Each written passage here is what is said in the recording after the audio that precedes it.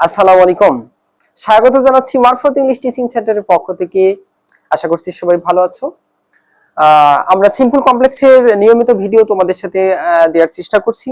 তারই ধারাবাহিকতায় আজকে আমাদের অন্যতম একটি গুরুত্বপূর্ণ সিম্পল কমপ্লেক্স, বিশেষ করে কমপ্লেক্স টু সিম্পলের একটি রুল 1 আমরা এনেছি। আমরা একের পর এক তোমাদেরকে এই ধারাবাহিকভাবে সিম্পল কমপ্লেক্স ইনশাআল্লাহ শিখাই দিব। তো আমাদের সাথে থাকো, ইনশাআল্লাহ সিম্পল কমপ্লেক্সে তোমাদের আর কোনো সমস্যা হবে না। আমাদের প্রথম যে নিয়মটা এনেছি সেটা লক্ষ্য করো, দো অলদো যুক্ত সেন্টেন্স। তো দো অলদো যুক্ত সেন্টেন্স যদি আমরা সিম্পল করি তো সেটা কিভাবে করতে পারি। তো সবসময় মনে রাখবে যে দো অথবা অলদো যুক্ত সেন্টেন্সকে যদি তুমি সিম্পল করো, তো এর জন্য তুমি দো অথবা অলদের জন্য নিয়ে আসবে হচ্ছে ইনস্পাইট অফ অথবা ডিসপাইট, এরপরে ভার প্লাস আইএনজি। হ্যাঁ, কেমন বিষয়টা লক্ষ্য করো। আমরা এখানে একটা সেন্টেন্স তোমাদের জন্য উদাহরণস্বরূপ এনেছি যে দো হি ওয়ার্ক হার্ড, যদিও সে কঠোর পরিশ্রম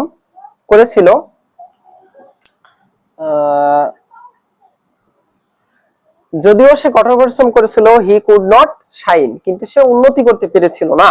তো এই ধরনের সেন্টেন্স যদি আমরা সিম্পল করি দোযুক্ত সেন্টেন্স, তাহলে কিভাবে করতে পারি। তো তুমি যেটা করবা সেটা হচ্ছে এই দোর জায়গায় দিবে হচ্ছে ইনস্পাইট অফ। হ্যাঁ, লক্ষ্য করো আমরা যেটা করছি, এই দোর জায়গায় দিয়েছি হচ্ছে ইনস্পাইট অফ।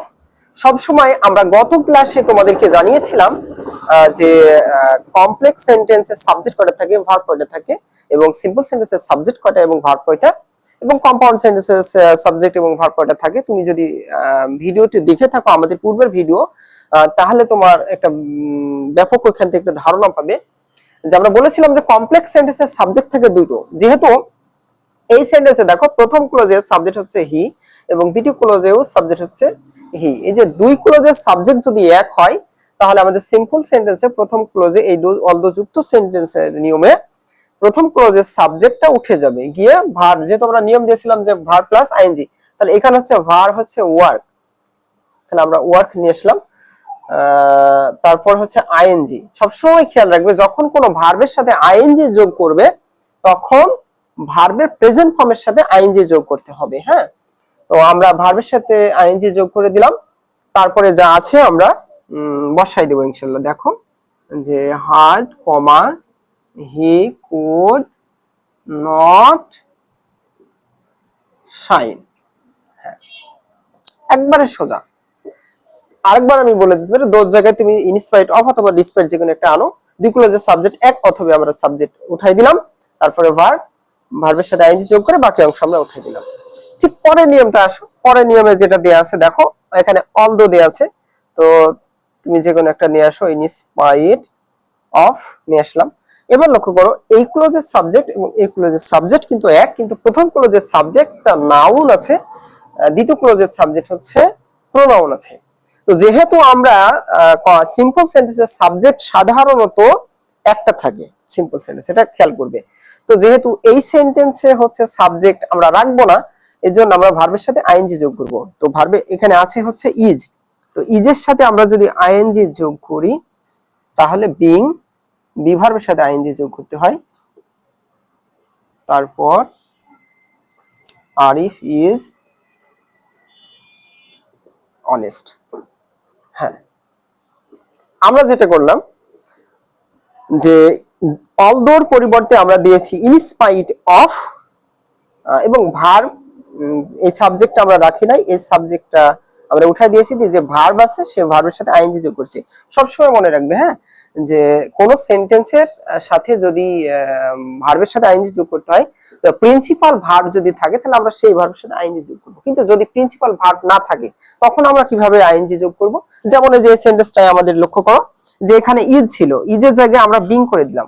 তো সবসময় মনে রাখবে হ্যাঁ, যে সরি am, is, are অথবা was, were, এই ধরনের ভার্ব থাকলে তোমরা সবসময় বি ভার্বের সাথে আইএনজি যোগ করবে, বি ভার্বের সাথে আইএনজি যোগ করবে। এবং হ্যাভ অথবা হ্যাজ অথবা হ্যাড, এটা যদি থাকে তাহলে তোমরা হ্যাভ ভার্বের সাথে আইএনজি যোগ করবে। এটা নোট খাতায় লিখে নিবে। হ্যাঁ, আমরা জানি যে প্রিন্সিপাল ভার্ব থাকলে প্রিন্সিপাল ভার্বের সাথে আইএনজি যোগ করব, কিন্তু যদি অক্সিলারি ভার্ব গুলো থাকে তাহলে এই যে এটা নোট খাতে লিখে নেবে। তাহলে ঠিক এই নিয়ম অনুপাতে আমাদের এখানে ইজ ছিল, আমরা ইজের জায়গায় কি করলাম, বিং পর কমা দিয়ে। কিন্তু আমরা দেখো লক্ষ্য করেছি যে এই প্রোনাউন আমরা এখানে রাখি না, যেহেতু আমরা ফার্স্ট ক্লোজে নাউনকে উঠাই দিয়েছি, মানে সাবজেক্টকে রাখি নাই, দ্বিতীয় ক্লোজে যেহেতু আমাদের সাবজেক্ট রাখতে হবে, তো আমরা এখানে আর প্রোনাউনটা রাখবো না। তখন আমাদের এখানে যে নাউন আছে ওই নাউনটা, যেহেতু হিউ যে ব্যক্তি, আরিফু সেই, তো অতএব ওখানে আমরা হি দিব না, যেহেতু নাউন এখানে নেই, এজন্য আমরা হির জায়গায় আরিফ নামটা দিয়ে দেবো ইনশাল্লাহ। তো তুমি যত এই ধরনের দো অল দো যুক্ত তোমার যত সেন্টেন্স তোমাকে দিক, তুমি জাস্ট এই নিয়মটা ফলো করো, ইনশাল্লাহ তোমার আর কোনো সমস্যা হবে না। এরপরের যে নিয়মটা আমাদের আছে লক্ষ্য করো, নেক্সট সিম্পলের রুল 2 হচ্ছে আমরা এনেছি, সেটা হচ্ছে ইফ প্লাস অ্যাফার্মেটিভ। আমরা আমাদের পরীক্ষাতে দেখতে পাই যে ইফ এর নিয়ম আমাদের সিম্পল কমপ্লেক্স কম্পাউন্ড করার ক্ষেত্রে ম্যাক্সিমাম পেয়ে থাকি।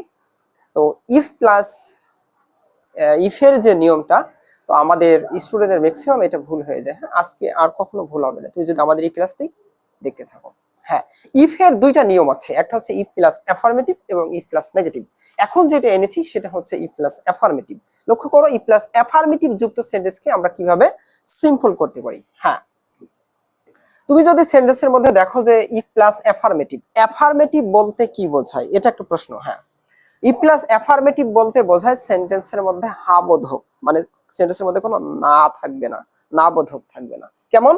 যেমন ইফ ইউ ওয়ার্ক হার্ড, যদি তুমি কঠোর পরিশ্রম করো, you will shine in life, তাহলে তুমি জীবনে উন্নতি করতে পারবে।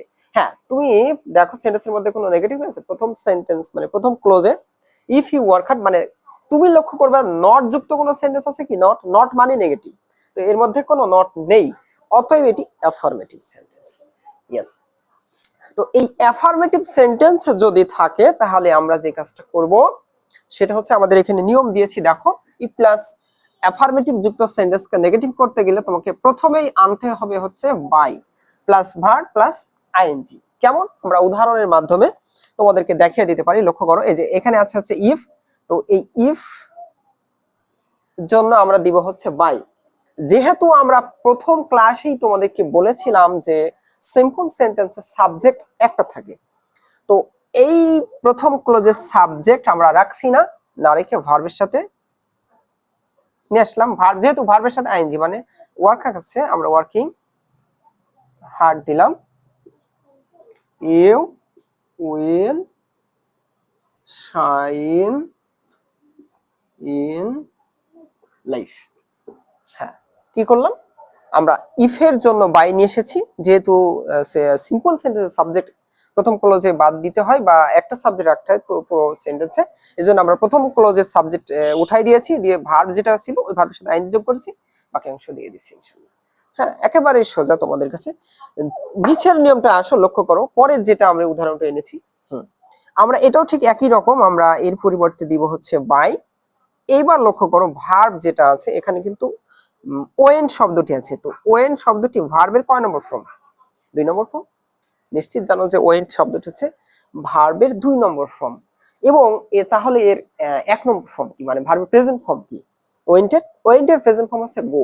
এখন গো, ওয়েন্ট, গান, এই যে আছে হচ্ছে ওয়েন্টে। যেহেতু ওয়েন্টে আছে, আমরা তোমাকে আগেই বলেছিলাম যে কোনো ভার্বের সাথে যদি আইএনজি যোগ করতে হয় তাহলে তোমাকে ভার্বের প্রেজেন্ট ফর্মের সাথে আইএনজি যোগ করতে হবে। তাহলে এই সেন্টেন্সের মধ্যে ওয়েন্ট আছে, ওয়েন্টের প্রেজেন্ট ফর্ম হচ্ছে গো, আমরা গোর সাথে আইএনজি যোগ করে দিলাম, তারপরে যা আছে দিলাম she could not meet him। যত ই প্লাস অ্যাফার্মেটিভ এর নিয়ম আসো তুমি জাস্ট এই নিয়মটা ফলো করো, তোমার আর অ্যাফার্মেটিভ টু নেগেটিভ সেন্টেন্স কোনো সমস্যা হবে না। এরপরে তোমাদের জন্য যেটা আনছি সেটা হচ্ছে ই প্লাস নেগেটিভ এর নিয়ম। লক্ষ্য করো আমাদের সাথে পরের নিয়মটা, ই প্লাস নেগেটিভ যুক্ত সেন্টেন্সকে তুমি যদি সিম্পল করো তাহলে সিম্পলের জায়গায় তোমাকে যে কাজটা করতে হবে সেটা without plus verb plus ING নিয়ে আসতে হবে, ঠিক ই প্লাস অ্যাফার্মেটিভ এর মতো, বাট একটা জিনিস তোমাকে খেয়াল রাখতে হবে, সেটা হচ্ছে উইদাউট, ওখানে বাই আর এখানে উইদাউট। হ্যাঁ, তুমি এখন, আমি তোমাকে প্রথমেই বলেছিলাম যে ই প্লাস অ্যাফার্মেটিভ মানে সেন্টেন্সের ফার্স্ট ক্লজে কোনো নট থাকবে না, ওটা অ্যাফার্মেটিভ। আর যদি সেন্টেন্সের ফার্স্ট ক্লজে নট থাকে তাহলে তুমি মনে করবে যে এটা হচ্ছে নেগেটিভ সেন্টেন্স। হ্যাঁ, তুমি যে কাজটি করবে সেটা হচ্ছে ইফ থেকে নট পর্যন্ত, ইফ থেকে নট পর্যন্ত এর পরিবর্তে দেবে হচ্ছে উইদাউট। হ্যাঁ, উইদাউট। লক্ষ্য করো আমরা যে কাজটি করেছি ইফ থেকে নট পর্যন্ত, এটার পরিবর্তে দিয়েছি হচ্ছে উইদাউট, কারণ সেন্টেন্সটা ইফ প্লাস নেগেটিভের নিয়ম। এরপরে যেটা ভার্ব, ভার্ব হচ্ছে আমাদের এখানে ওয়ার্ক, ওয়ার্ক। তারপরে হচ্ছে ভার্বের সাথে যেহেতু আইএনজি যোগ করতে হবে, working hard comma you will not shine. লক্ষ্য করছো সেন্টেন্সের মধ্যে কোনো সমস্যা হবে না, তুমি যদি জাস্ট আমাদের এই রুলসটাকে ফলো করতে পারো, ইনশাআল্লাহ তোমার ই প্লাস নেগেটিভের যত নিয়ম আছে একটা সমস্যা হবে না। নিচেরটা আসো ঠিক একই রকমে করো। ই প্লাস নেগেটিভের জন্য আমরা নিয়ে আসবো হচ্ছে উইদাউট প্লাস ভার্বের সাথে আইএনজি প্লাস পরের অংশ আমরা বসাই দেব মিস দা, বাস। আমরা যে কাজটা করছি পরের নিয়মে দেখো ই প্লাস থেকে ই থেকে নট পর্যন্ত আমরা দিয়েছি উইদাউট, পরে সরি আমরা এখানে ওয়াকিং আছে, আমরা দিয়েছি ওয়াকিং না, এটা ওয়াকিং হবে W A K I N G, walking first without, তারপরে হচ্ছে ভার্বের সাথে আইএনজি যোগ করে যা আছে আমরা বসাই দেবো ইনশাআল্লাহ। তুমি যদি এই নিয়মটা ফলো করতে পারো তাহলে তোমার ই প্লাস নেগেটিভের নিয়ম কখনো ভুল হবে না ইনশাআল্লাহ। ঠিক পরের কি নিয়মটা আছে একটু লক্ষ্য করো। হ্যাঁ, আমাদের জন্য এরপরের আরো একটি অন্যতম আমাদের কমপ্লেক্স থেকে সিম্পলের নিয়ম হচ্ছে হোয়েন যুক্ত সেন্টেন্স। আমরা তোমাদেরকে প্রথমেই জানিয়েছিলাম হোয়েন যুক্ত সেন্টেন্সের নিয়ম। তো হোয়েন যুক্ত সেন্টেন্সের সাথে টাইম আছে। সাধারণত আমরা জানি হোয়েন দিয়ে সময় প্রকাশ করে, কিন্তু সেগুলো হচ্ছে সাধারণ সময়। আমাদের হোয়েন যুক্ত সেন্টেন্সের কিছু বিশেষ সময় আছে, বিশেষ করে ছোট সময় এবং বড় সময় অথবা বয়স। এই ধরনের সেন্টেন্স যদি হোয়েন দিয়ে বোঝানো হয় তাহলে আমরা কিভাবে সিম্পল করতে পারি, এটা আমাদের স্টুডেন্টের জন্য একটু বেশ জটিল হয়ে যায় এই ধরনের সেন্টেন্স সিম্পল করার ক্ষেত্রে। আজকে তোমাদেরকে একটু ঠিক অন্যভাবে শিখিয়ে দিব যে হোয়েন যুক্ত সেন্টেন্সকে কি করে ছোট সময় বা বড় সময় বা বয়স, এই ধরনের বয়স কি এই ধরনের বিষয় যদি বলে তাহলে আমরা কি করতে পারি। শোনো, আমরা সময়কে সাধারণ ভাবে বলতে পারি। যখন আমি এই কাজটি করেছিলাম এটাকে সাধারণ ভাবে বোঝাই। সাধারণ সময় যে যখন আমি গিয়েছিলাম বা যখন আমি কিছু দেখেছিলাম, এগুলো হচ্ছে সাধারণ সময়। আর ছোট সময় বলতে সেগুলোকে বোঝায়, যেমন দিন, রাত, সকাল, দুপুর, হ্যাঁ, এগুলোকে ছোট সময় বলা হয়। আর বড় সময় বলতে বোঝানো হয় হচ্ছে বিশেষ করে তোমার কোনো ঋতুর নাম, যেমন শীতকাল, বসন্তকাল, হ্যাঁ, গরমকাল, এই ধরনের কিছু বোঝালে সেগুলো হয় হচ্ছে আমাদের তোমার বড় সময়। তো আমরা তোমাকে জাস্ট এটাকে খেয়াল রাখার জন্য ছোট সময়, বড় সময় বা সাধারণ সময় বোঝাচ্ছি, কারণ সিম্পল কমপ্লেক্স করার ক্ষেত্রে তোমার এই বিষয়গুলো যদি তুমি খেয়াল রাখতে পারো ইনশাআল্লাহ তোমার আর এইগুলো সমস্যা হবে না। হ্যাঁ, লক্ষ্য করো আমরা যেটা এনেছি তোমাদের জন্য, হোয়েন প্লাস টাইম যুক্ত সেন্টেন্স যদি করতে হয় তাহলে তুমি সিম্পল করার সময় এট অথবা ইন দিবে এবং পরের অংশ দিয়ে দিবে ইনশাআল্লাহ, তাহলে তোমার অ্যান্সার হয়ে যাবে। কিভাবে? লক্ষ্য করো আমরা এখানে যে সেন্টেন্সটা তোমাদের জন্য এনেছি যে হোয়েন ইট ওয়াজ নাইট, যখন রাত ছিল, আই মিট মাই ফ্রেন্ড, আমি আমার বন্ধুর সাথে সাক্ষাৎ করেছিলাম। তো এটা কিন্তু একটা নাইট, মানে এটাকে তুমি বলতে পারো ছোট সময়। হ্যাঁ, তো এটা এই ধরনের সেন্টেন্সকে তুমি যদি সিম্পল করো তাহলে যে কাজটা করবে, এই হোয়েন থেকে ওয়াজ পর্যন্ত তুমি এটার পরিবর্তে ইনও দিতে পারো অথবা এটও দিতে পারো। তারপরে যা আছে নাউন ওটা দিয়ে দিবে, এর পরের ক্লোজটা আমরা বসাই দেব মিট মাই ফ্রেন্ড। এটা আমাদের স্টুডেন্টের কাছে বেশ সমস্যার হয়ে দাঁড়ায়। তুমি জাস্ট খেয়াল করবে যে আমাদের এখানে সময়টা কে দিয়েছে ছোট সময়। ছোট সময় বলতে বোঝাইলে মিটো যে দিন, রাত, সকাল, বিকেল এই ধরনের ছোট সময় বোঝায়। নিচে ঠিক আরেকটি লক্ষ্য করো যে হোয়েন ইট ইজ স্প্রিং, যখন বসন্তকাল হয়, হ্যাঁ, দ্য কোকো সিংস, মানে কোকিল গান করে।